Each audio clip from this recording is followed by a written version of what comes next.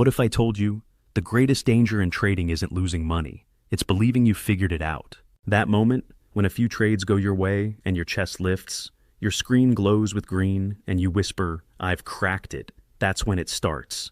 The illusion. You begin chasing certainty, perfect indicators, flawless entry points, magic strategies that work in every market. And just when you're sure you've got the game beat, the market humbles you, violently. Why? Because the lie every trader believes is this, that the market is something you can control. But what if I told you, the market doesn't need to be controlled, it needs to be understood, or, better yet, mirrored. Because when Jack Schwager interviewed the world's top traders, those who turned thousands into millions, survived crashes, and came out stronger, he discovered something terrifying. They weren't smarter than you. They weren't luckier than you. And they didn't find a secret system you can buy for $97 online. They were just better at one thing, mastering the inner war. This is not a book about charts. This is not a script about setups. This is a hypnotic journey into the minds of the market wizards, and what they all knew that nobody else talks about. So, here's your first rule. The market doesn't test your system. It tests your soul. And over the next few minutes, you're going to see how 15 wizards' laws will rewire the way you think, trade, and possibly live. But first, you have to unlearn everything you think you know. Wizard's Law, number 1, the myth of the perfect system. Let me tell you a story. A young trader, hungry, obsessed, spent 2 years perfecting his trading system. Backtests looked flawless. It had rules for every condition. Entries, exits, stops, risk-reward. Even the lunar cycle, because why not? On paper, he was untouchable. Then he went live. Within weeks, he wiped out 30% of his capital. Not because the system failed, but because he did. He hesitated when he should have entered. He exited early when a candle scared him. He second-guessed every rule he wrote. The system was fine. He wasn't. Here's what every beginner believes. If I just find the right system, I'll win. But here's what every market wizard knows. There is no perfect system, only a system that fits you. Jack Schwager's interviews were filled with contradictions. One trader swore by fundamentals. Another, purely technical. One only traded long-term trends. Another scalped for seconds at a time. One used astrology. One laughed at astrology and traded momentum. They couldn't agree on method, because method doesn't matter until your mindset is ready. Paul Tudor Jones once said, "I always believe that prices move first and fundamentals come second." Meanwhile, Jim Rogers claimed, "I wait until there's money lying in the corner, and all I have to do is go over there and pick it up." Same game, different strategies, both billionaires. So what's going on? Schwager realized the unspoken truth. Traders don't win because they find a universal system. They win because they create a deeply personal one, a system that fits your emotional tolerance, risk appetite, cognitive processing, lifestyle, psychological wiring. What worked for Marty Schwartz, aggressively day trading with massive size, would shatter someone built for slow, long-term swing positions. In fact, the pursuit of a universal system is the market's most dangerous mirage. Why? Because it keeps you looking outside, when trading is won inside. Here's the hypnotic trap. The more you chase external systems, the further you drift from internal alignment. And that misalignment, it leaks. In hesitation, in FOMO, in revenge trades, in abandoning a strategy after one red day. So, what's the way forward? Build a system around you. Start with your pain tolerance, your daily rhythm, your emotional triggers, your speed of decision-making, your need for control versus flow. And then, test ruthlessly, not to find perfection, but to find trust. The market will never reward you for being someone else, but it just might for becoming the most emotionally honest version of yourself. Remember, a system doesn't make you a wizard, but a wizard makes the system work. Wizard's Law. Number 2, confidence without arrogance. Imagine a man staring at a blinking screen. He's already made millions. He's known on Wall Street. Yet, before every trade, he still whispers the same words to himself. I could be wrong. That man is Paul Tudor Jones, one of the most successful traders alive, and one of the most humble. Because here's what most traders get backward. They think success brings certainty. But in the world of wizards, the more they win, the more they respect the unknown. Confidence isn't about being right. It's about staying ready. Arrogance says, this setup can't fail. Confidence says, this setup is strong, but I have a stop loss. Arrogance bets the house. Confidence bets what it can afford to lose. Arrogance needs to be right. Confidence needs to be aligned. In Schwager's interviews, arrogance was often the ghost that haunted the downfall stories. Many wizards admitted their biggest losses came after a streak of big wins. Why? Because the ego expanded faster than their emotional container could hold. They became gods in their own minds, until the market, cold, indifferent, reminded them they were still human. So, how do real wizards cultivate confidence without falling into ego? They build conviction with boundaries. Here's what that looks like. They always assume they could be wrong. Not out of fear, but out of respect for uncertainty. They stay nimble, adapt, reverse, cut, flip. They marry the process, not the prediction. They build systems that forgive human error. No revenge trades, no double downs to prove a point. They cultivate inner detachment. I am not this trade. I am not this outcome. And most importantly, they review every trade, even the winners, with brutal honesty. Because a profitable trade done wrong is still a failure. In one interview, Schwager asked, "What do you consider the most important trait for a trader?" The answer wasn't intelligence, wasn't strategy. It was emotional resilience. Confidence at this level isn't loud. It's quiet. It's the silence before the trade, the pause after a win, the journal entry on a Sunday night. The way they celebrate process, not profits. So here's your reflection. Do you trust your method or just your last win? Can you walk away after 5 losses and not lose your identity? Can you stay grounded when everything goes your way? Because market wizards don't strut. They observe, they plan, they wait. And when it's time to strike, they do. Not with noise, but with stillness. Real confidence isn't about being right. It's about being ready to be wrong and still play the game well. Wizard's Law. For 3, losing is part of winning. Every trader remembers their first real loss. Not a small dip, not a stop out. But the kind of loss that makes your hands shake. That whispers in your ear, maybe you're not cut out for this. Now, picture Marty Schwartz, a former Marine turned technical trader. During his early years, he lost. A lot. He blew out multiple accounts. He doubted himself. He even walked away from trading, convinced it wasn't for him. But he came back, and this time, he did something different. He made peace with losing. And from that point on, he didn't just become good. He became one of the best traders ever interviewed by Schwager. Here's what most people miss. Losing isn't the opposite of winning. It's the tuition you pay to learn how. Amateurs take losses personally. They say, I'm a failure. Wizards see losses as feedback. They say, interesting. What is this teaching me? Because every loss contains a mirror. It reflects your impulsiveness, your overconfidence, your lack of preparation, your emotional blind spots. If you ignore it, it repeats. If you study it, it transforms. In Market Wizards, some of the greatest insights came not from the victories, but from the breakdowns. Bruce Kovner almost lost everything on a soybean trade. Michael Marcus turned 30K into 80K, then back to 20K twice. Tom Baldwin once took a loss so big, he walked outside and screamed, but none of them quit. They learned how to lose. More importantly, they learned how not to let it break their system, or themselves. So here's the shift. Instead of asking, how can I avoid losing? Start asking, how can I survive it? Because once you realize losses are part of the terrain, not a personal curse, everything changes. You stop fearing the red. You start managing the damage. You begin to build resilience instead of perfection. Every trader who's ever made millions has also lost tens of thousands, sometimes in a single day. What makes them wizards isn't that they avoid pain. It's that they extract wisdom from it. In fact, Schwager noted something profound. Most market wizards could tell you the exact moment when their trading transformed, and it was always after a painful loss. Because pain, when studied, becomes pattern recognition.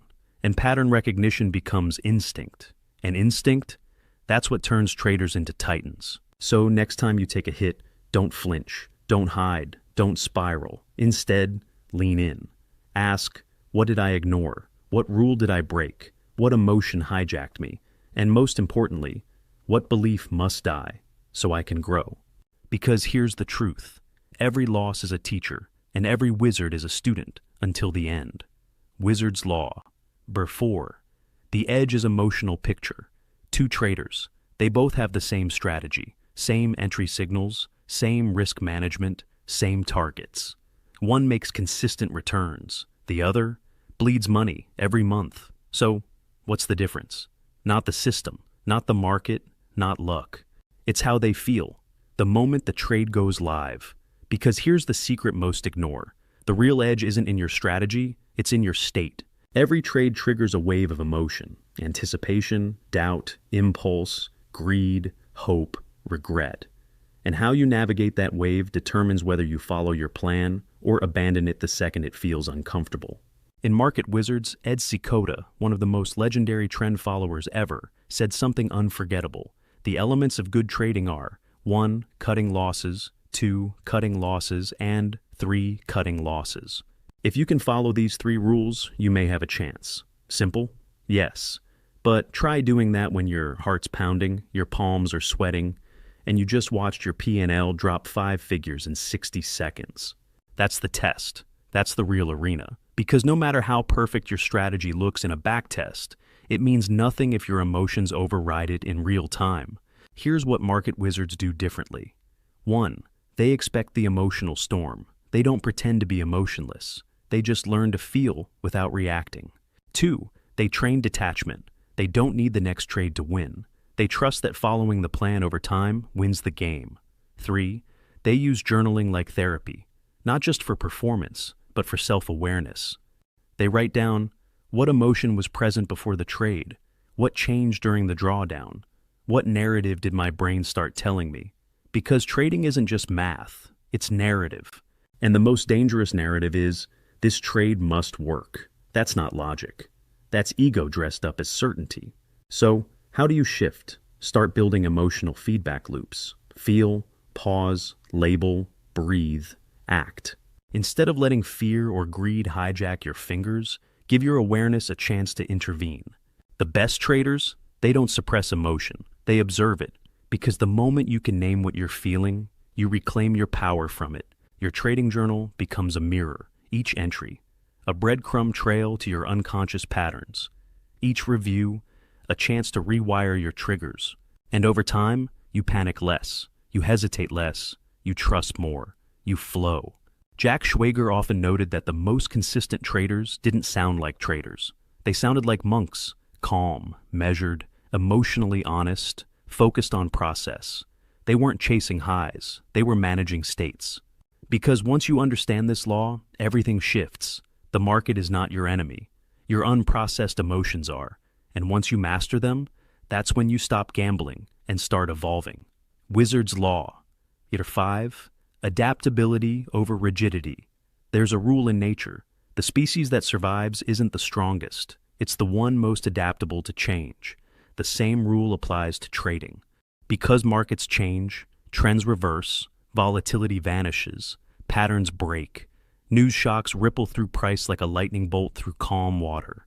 And the trader who clings to one method, one time frame, one sacred setup, gets left behind. In Market Wizards, Schwager interviewed traders who had completely transformed their style over time, not because their old strategies stopped working, but because the market evolved, and they evolved with it. Richard Dennis, the father of trend following, built fortunes riding long-term trends. But after a while, those massive directional moves faded, the market shifted, liquidity changed, technology compressed time. Those who adapted, thrived. Those who clung to what used to work, faded into irrelevance. So, let's be clear. The market owes you nothing. Not consistency, not logic, not fairness. And it especially doesn't owe you an opportunity that fits your favorite setup. Which means your job is not to force the market to conform to you. Your job is to develop range. Wizards know this. That's why they observe the environment before placing a trade. They ask, is this a trending day or a choppy one? They reduce position size when volatility spikes. They sit out entirely if nothing aligns. They switch market styles or even time frames when it makes sense. Because adaptability isn't chaos, it's calibrated flexibility. In fact, one of the most underrated superpowers in trading is the ability to say, Today, my strategy doesn't apply, so I do nothing. That's discipline disguised as detachment. It's easy to feel like you always need to be doing something, clicking, entering, watching. But wizards know, sometimes the most profitable move is stillness. Here's a metaphor for you. A rigid tree breaks in the storm. A flexible reed bends and survives. So, how do you become more adaptable? 1. Zoom out. Ask, what is the market telling me today? Not, how do I force my setup into this mess? 2. Track conditions, volatility, volume, news catalysts, structure. Adapt risk and strategy accordingly. 3. Develop multiple gears. Have a trending playbook. Have a range playbook. Have a do-nothing playbook. 4. Detach from identity. You are not a breakout trader. You are not a scalper. You are a student of flow. Your identity is fluid. Adaptability also means emotional agility. When your trade idea fails, can you reverse it without shame? When you're wrong 3 times in a row, can you stop and reassess instead of doubling down to prove a point? Because adaptability is not just technical, it's psychological. It's being flexible in your beliefs, open in your expectations, detached in your reactions. Schwager saw this pattern across every trader he interviewed. They were obsessed with truth, not being right. They adjusted faster than the market could punish them. That's not luck, that's wisdom. So next time you catch yourself saying, this shouldn't be happening, this setup always works, I'll just wait for it to come back. Stop, breathe, adapt, because rigidity feeds the ego, but adaptability builds the wizard. Wizard's law, number 6. Discipline beats genius. He had a photographic memory, a degree from an Ivy League. He could memorize entire balance sheets, spot inefficiencies in seconds, and out-analyze anyone in the room. But he couldn't follow a stop-loss. And that's why he lost everything. You see, trading doesn't reward the smartest person. It rewards the most obedient one. And in Market Wizards, time and time again, Jackschwager saw it. The traders who performed the best weren't necessarily the most brilliant. They were the ones who could execute their plan without negotiation. Discipline isn't sexy. It's not what sells trading courses or builds Twitter clout, but it's what builds consistency, and consistency compounds. Let's break it down. Genius will overthink, try to outsmart randomness, argue with the market. Discipline will cut the loss, let the profit run, follow the rule, even when it hurts. The market doesn't care about your intelligence. It's not testing your IQ. It's testing your ability to follow through when your emotions are on fire. Take Tom Baldwin, one of the biggest bond traders in the world. He wasn't a math genius, but he had incredible self-control. He sized up when the odds were in his favor. He sat out when the market was noise. He knew his limits and respected them. That's discipline. Or consider Marty Schwartz again. He called himself a champion loser. Why? Because he became elite only when he finally committed to cutting losses without flinching. The moment he did that, everything changed. So, why is discipline so hard? Because it requires you to override your biology, your fight or flight response, your greed, your fear of being wrong, your addiction to being active. Trading rewards boredom, but most people are addicted to stimulation, so they break rules to feel alive, to chase, to revenge, to win it back. But market wizards, they engineer boredom into their brilliance. Their rules are sacred. Their checklists are religion. Their discipline is non-negotiable. They don't ask, do I feel like exiting here? They ask, what does the plan say? It's not blind obedience. It's strategic surrender. Because here's the paradox. The more you trust your plan, the less you need to trust your emotions. And that's freedom.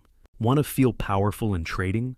Don't try to control the market. Control yourself. Here's how to build that discipline muscle. 1. Automate decisions. Pre-plan your entries, exits, and position sizes. So, when the moment comes, you just click. 2.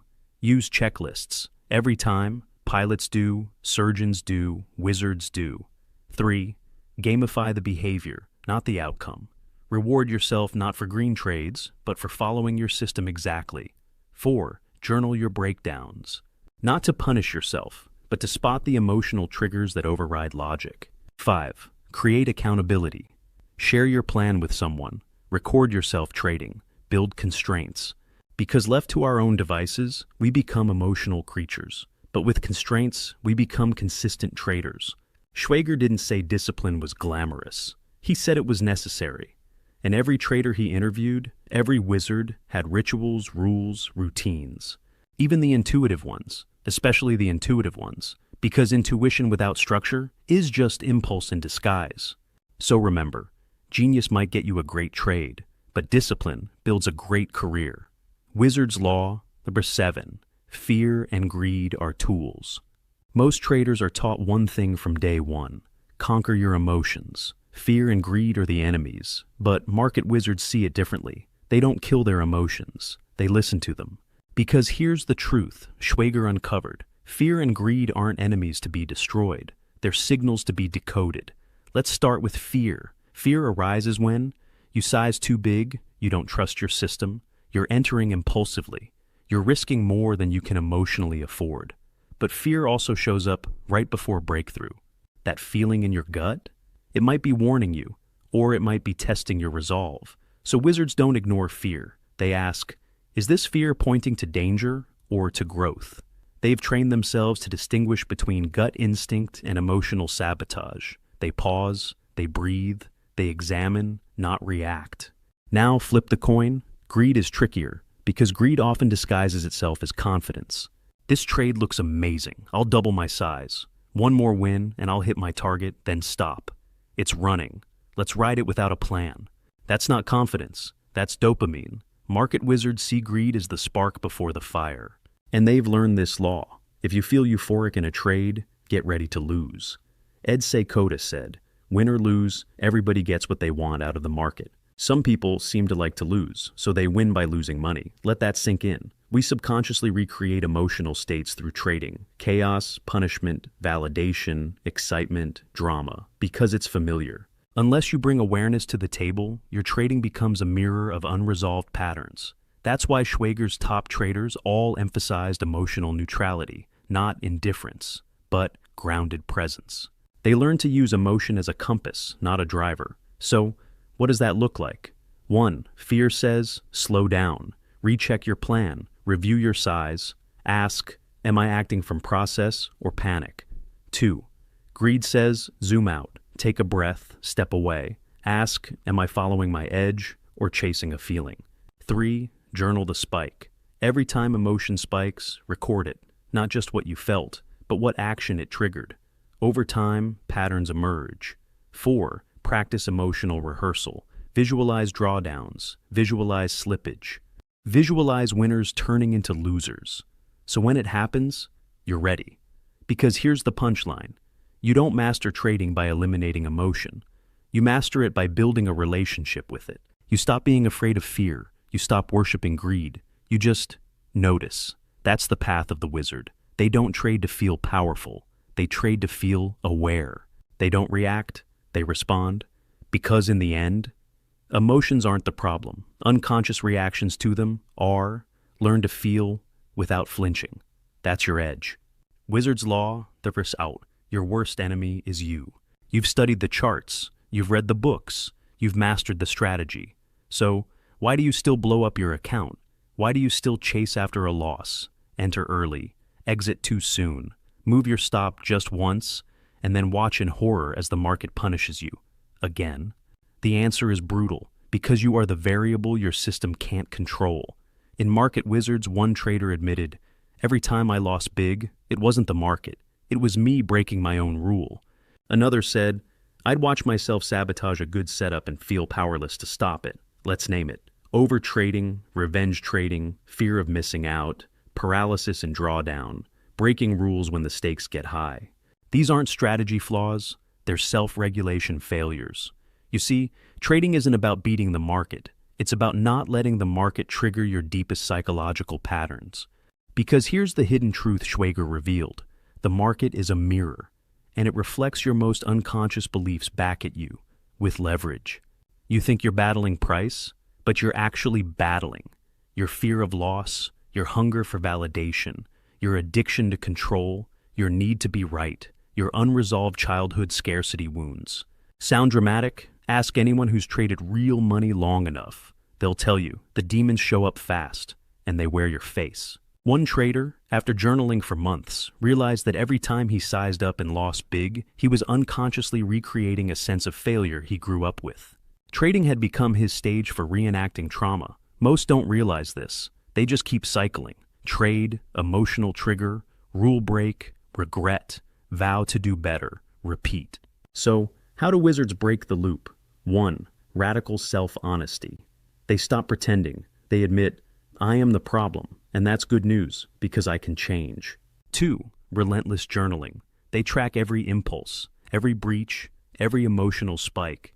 Patterns emerge, awareness grows, triggers lose their grip. 3. Rule hardening. They make rules that protect them from themselves. For example, no more than X trades a day, walk away after 2 losses, no live trades unless checklist is complete. Discipline is not control, it's compassion with boundaries. 4. Self-compassion. They don't beat themselves up after mistakes, they study them. And they forgive so they can evolve. Because shame breeds secrecy, and secrecy sabotages progress.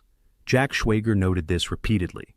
The best traders had almost therapeutic levels of self-awareness. They treated every blown trade as data, not failure, not drama, just information. Here's your reflection. What pattern keeps repeating in your trading? What emotion hijacks you the most? What part of you wants to fail so you don't have to keep risking? That's the work. That's the hidden level, because your biggest enemy isn't the market. It's the unobserved version of you, sitting at the screen, mouse in hand, ready to click just one more time against your better judgment. But here's the gift. If you are the problem, you are also the solution.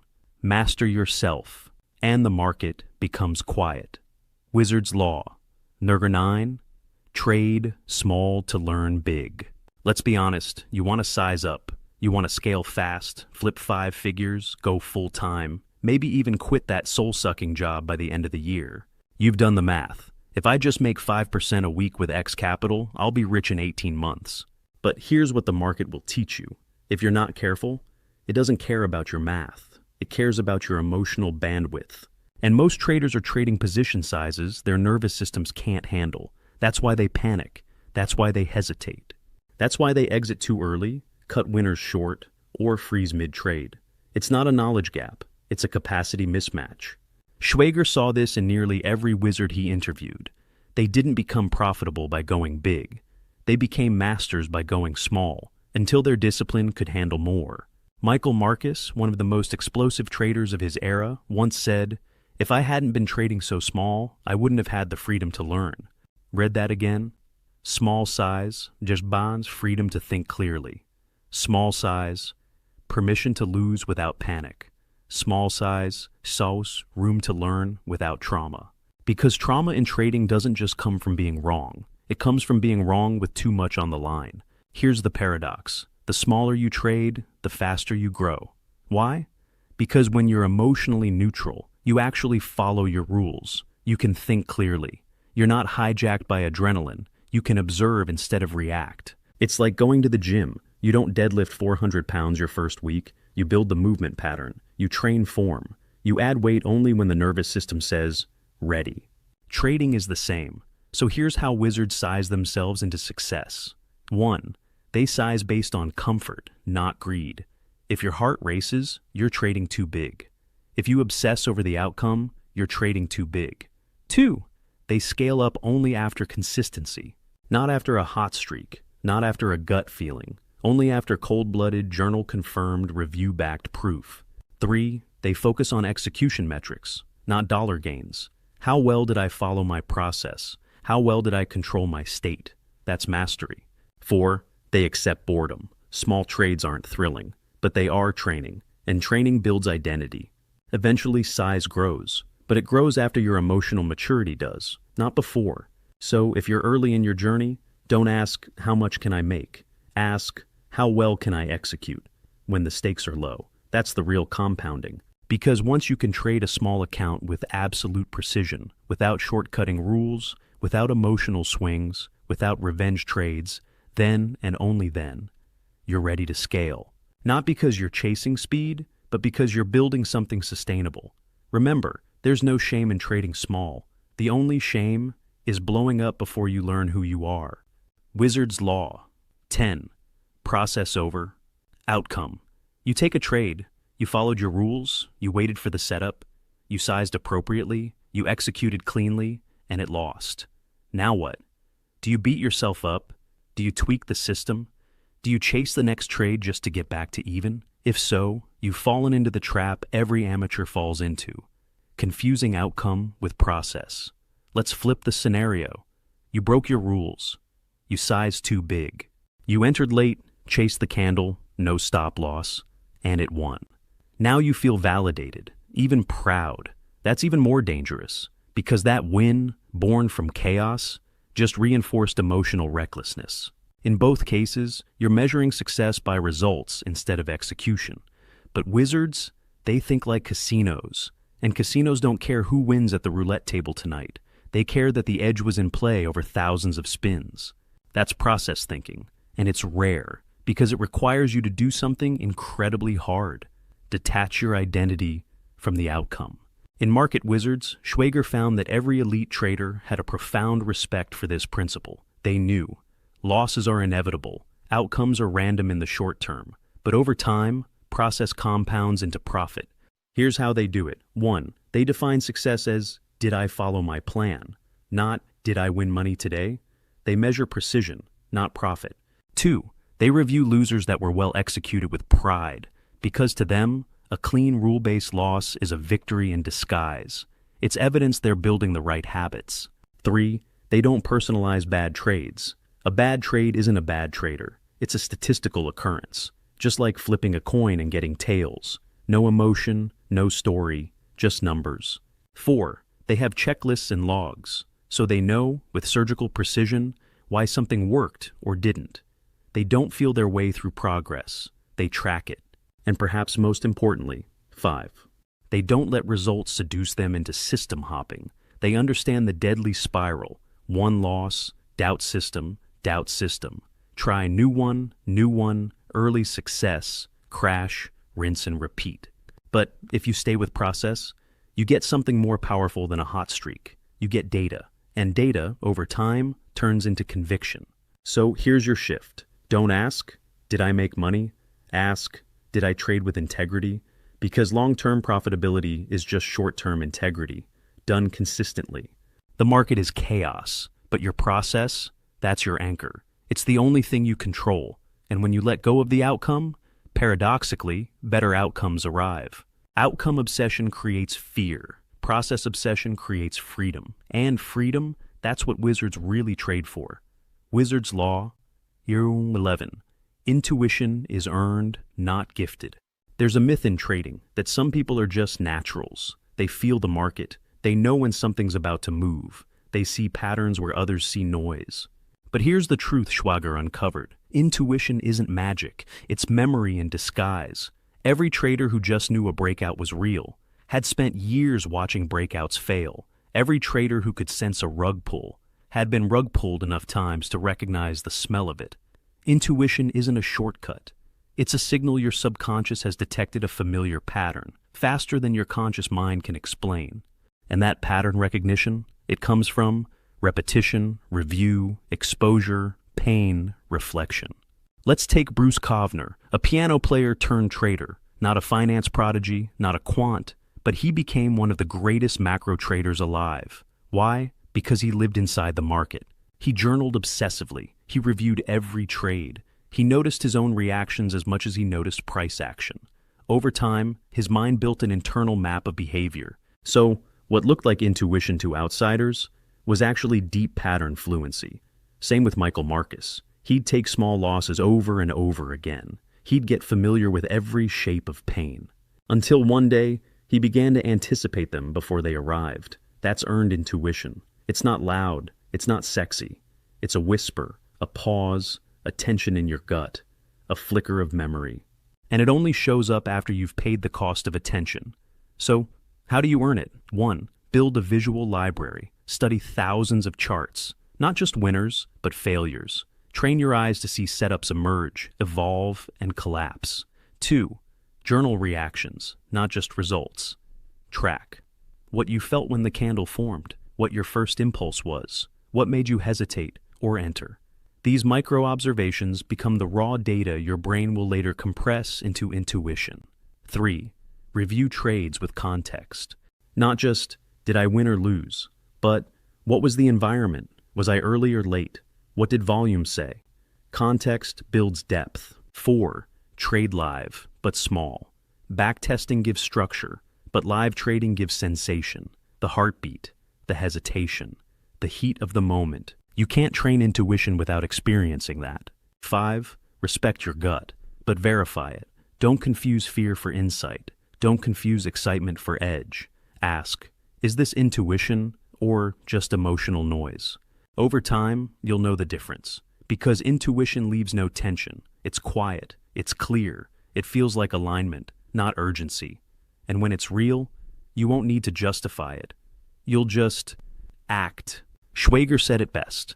The best traders are constantly learning, adjusting, and evolving. Their edge grows with them. Intuition is the reward for showing up with full attention, every day. So, no, you're not born with it. You build it, through time, through trial, through the trance of repetition. Intuition is not a gift. It's a scar that speaks. Wizard's Law, Yersha 12, the system fits the trader. You've probably asked the question, what's the best trading strategy?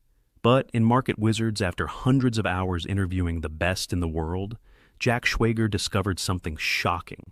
The question is flawed. There is no best system, because what works for one trader might destroy another.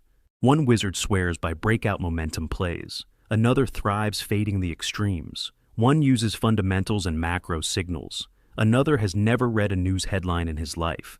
So, what's going on? The system isn't universal. The system is personal. Just like athletes train differently based on their body type. Just like musicians gravitate toward instruments that match their spirit.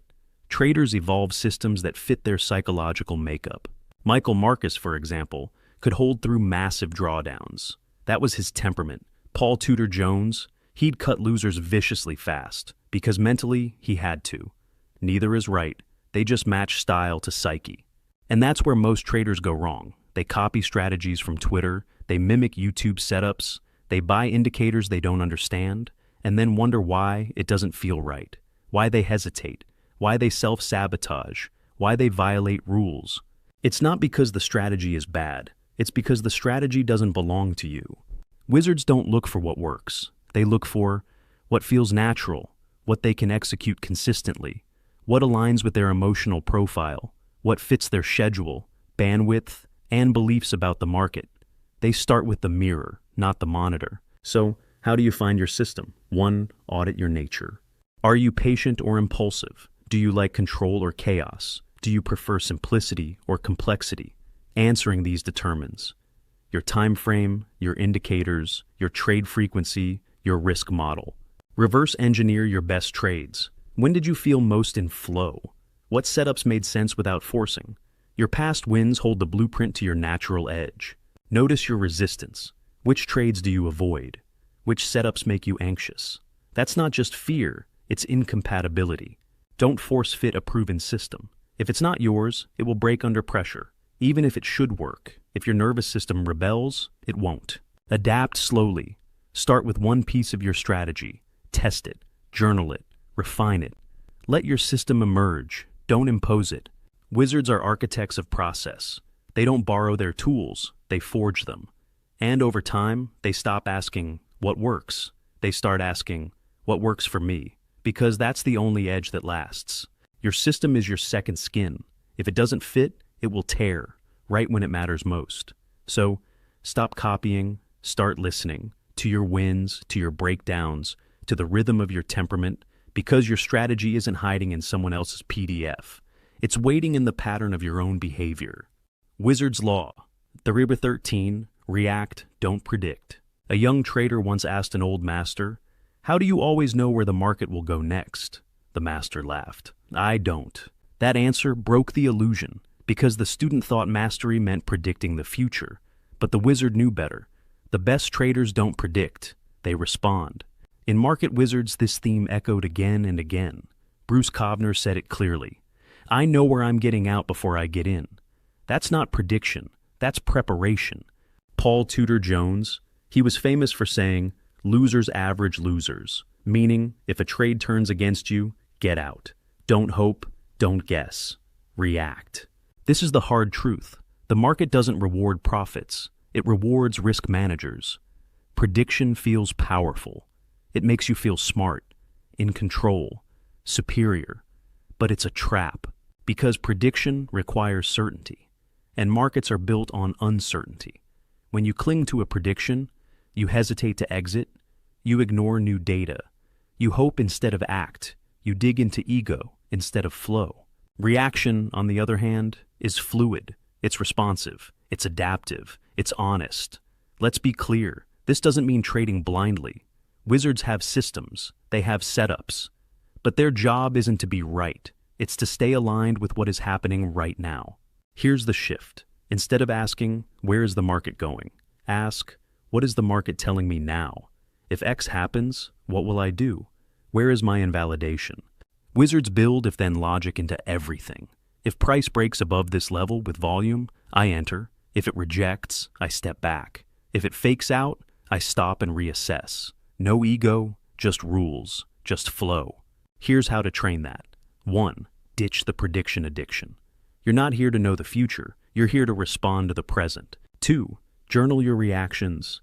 What did you do when price surprised you? Did you freeze, chase, exit with grace? Patterns live here. 3. Train flexibility. Run scenario drills. What if your bias is wrong? Can you flip without shame? 4. Measure reactivity quality over prediction accuracy. Stop scoring yourself based on whether your forecast was right. Score based on how well you adapted. Because here's the paradox. The more you need to be right, the more likely you are to be wrong. But when you stop needing to predict, you free yourself to pivot, to pause, to strike, to walk away. You stop fighting the market and start dancing with it. And that's where the magic happens. Wizards don't win by seeing the future. They win by staying married to reality. Wizard's Law. Iganif 14. Drawdown is your teacher. No one likes it. Drawdown, it's the shadow season of trading. Your P&L bleeds red. Your confidence unravels. Your system suddenly feels like a joke. You question everything. Was I ever good? Is the edge gone? Maybe I'm just not cut out for this. But what if drawdown isn't a curse? What if it's a curriculum? In Market Wizards, almost every top trader had a period of collapse. One lost 70% of his account before discovering risk management. Another spiraled into paralysis, unable to click buy for weeks. One trader walked away from markets completely, then came back, transformed. Because here's the hidden truth Schwager saw again and again. Drawdown doesn't destroy traders. Ego does. When you resist drawdown, you make it worse. You double down to win it back. You system hop. You overtrade, trying to erase the pain, or you shut down, afraid to act again. But the wizards, they lean in. They ask, what part of my system broke? What part of me broke?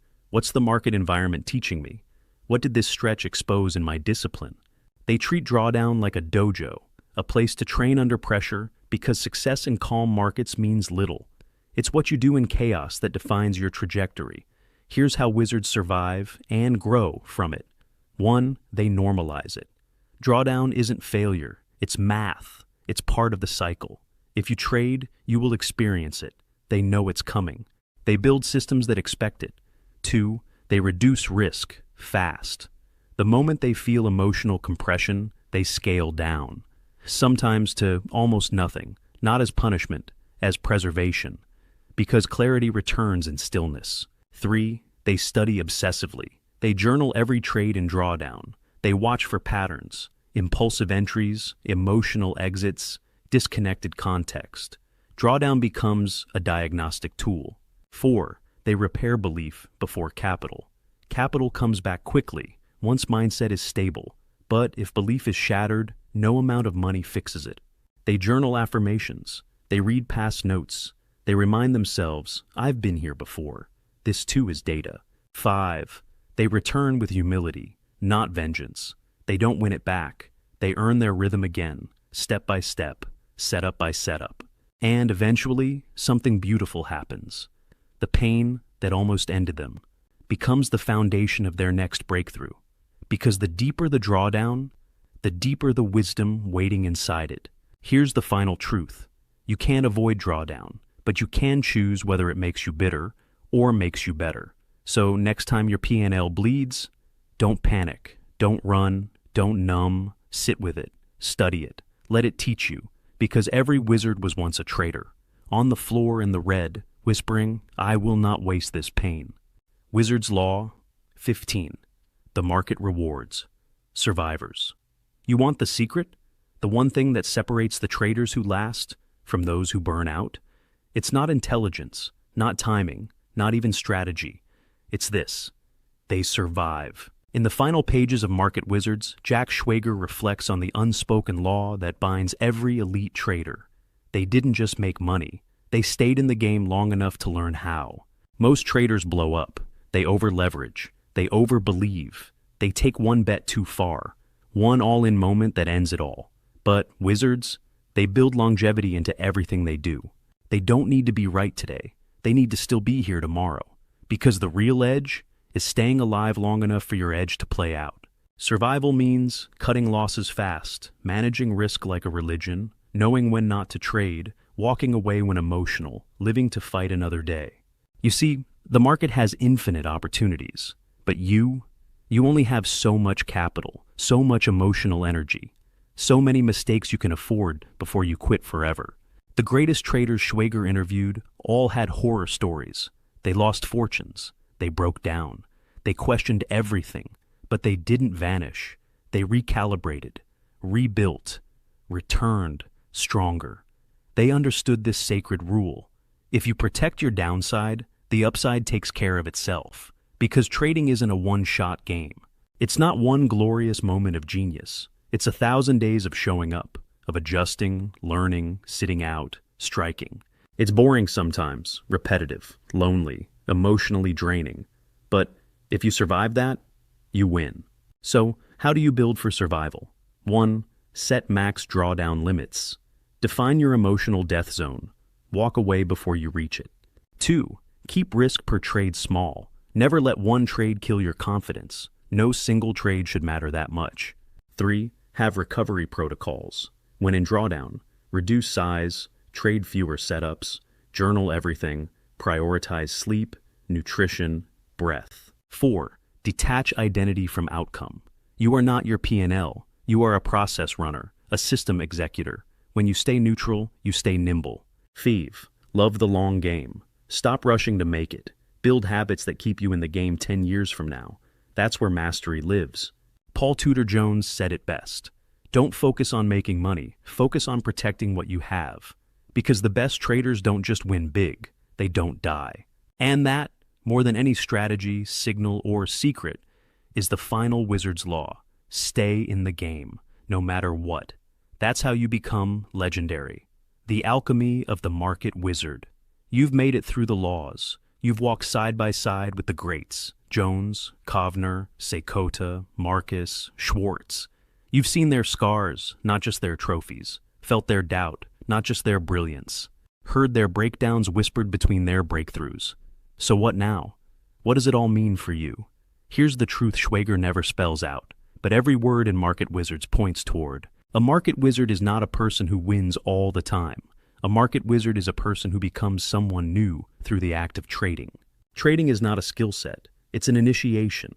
You enter the arena thinking it's about money. Then you realize it's about the mirror. The market doesn't just show you price action. It shows you yourself. Your fear of loss, your need for control, your longing to be right, your addiction to drama, your hidden beliefs about worth, chaos, and success. And slowly, trade by trade, law by law. You don't just become a better trader. You become a clearer thinker, a more disciplined actor, a calmer soul, a sharper observer, a quieter ego. You become someone who can feel fear and still click, feel greed and still wait, feel doubt and still execute, feel pain and still persist. That is alchemy. That is what makes a wizard, not magical powers, but total responsibility, not prediction, but precision, not domination, but deep listening. You'll still lose. You'll still make mistakes. You'll still question yourself on rainy Mondays and losing Fridays. But now, you'll know that's part of the path. Because every wizard at their core carries one belief: I will not waste the pain. I will mine it. I will transmute it. So, when you next sit at the screen, when the candles flash, the doubts rise, the finger trembles, whisper to yourself, I'm not just trading the market, I'm trading myself.